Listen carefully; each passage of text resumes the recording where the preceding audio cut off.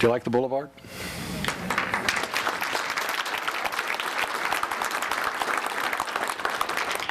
What we learned from the boulevard goes beyond the architecture. If you haven't been down there at night when there's not an event, if you haven't been walking the boulevard, you've deprived yourself, because it is a wonderful experience. During Saturdays and Sundays, I go down there. It has restored that feeling of a marketplace, of a town center.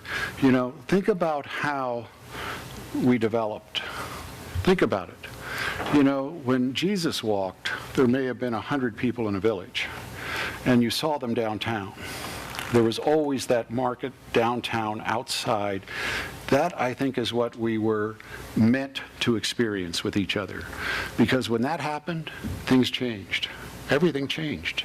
The way people talk and deal with each other in the city somehow has changed.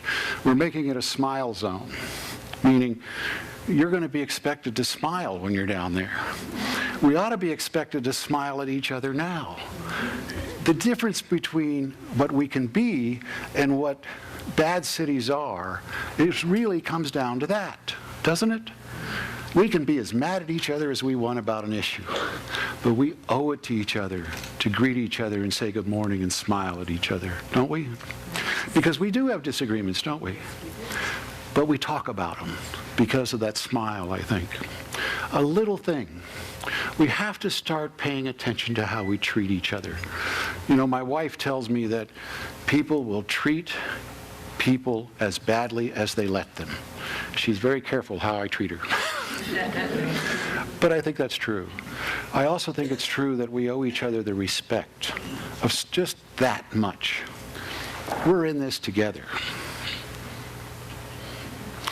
I'm going to end it pretty quickly now.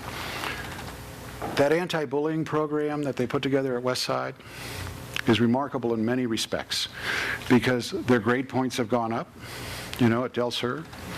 The feeling those children have at Del Sur went from 40% feeling unsafe every day to 96% feeling safe every day. Isn't that incredible? I was one of those kids who did not feel safe at school. To actually be able to go to a school where you feel safe is, to me, such an incredible gift. And we now know how to do it. And interestingly enough, you know, the West Side School District, they're the most liberal union, those kind of people that I know. And I don't mean to be denigrating anybody, I'm just making fun of a situation. Their hurdles were enormous. You know, they really were, because it is a union school. The superintendent is, you know, a union type person. There isn't any secret about that.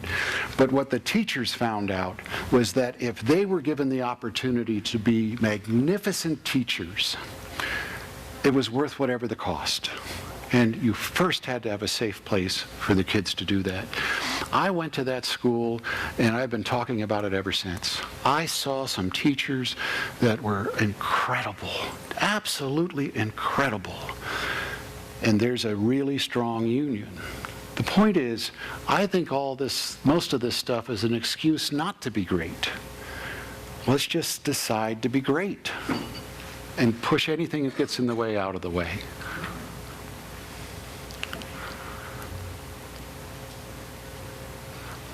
You think that boulevard's cool now? Wait till a year from now. And then wait one more year. Nobody's going to need to go to the Grove in LA for that type of experience. But more importantly, at the Grove, it excludes so many people because of the cost. You know, it's all high-end stuff. You know, if you're not ready to spend a couple $100, don't go. You know, so it excludes so many people. We're not going to let that happen to Lancaster Boulevard. This is going to be a working family place to go. And we're not going to bring in stores that are real high-end or are going to be exclusive of people. But we're going to have that same experience. The only proviso I have for that is I'll know we're successful when we get an Apple store. That's the only high-end store we're going to let in.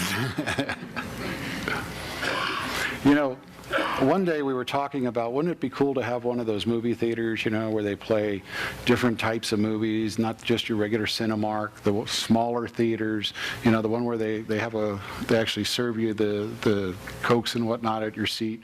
And a week later, Ron had set Scott Ehrlich up with the guy to do it.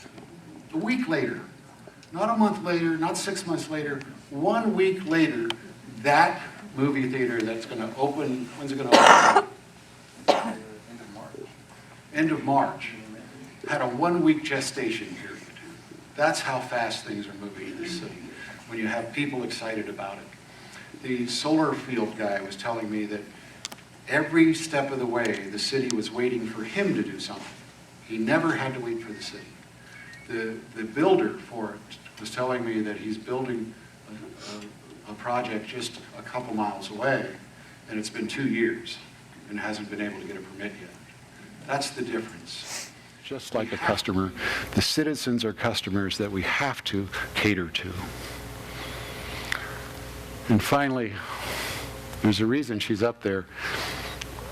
She thinks she's my son's fiance. I think she's my son's fiance. He just hasn't accepted that fact yet. What we are in the business of doing is creating a place, creating an environment where people can pursue happiness. That's what my job is. That's what the job of local government is to create the opportunity for the pursuit of happiness. And every time we forget that, we're in danger of going out of business. Thank you.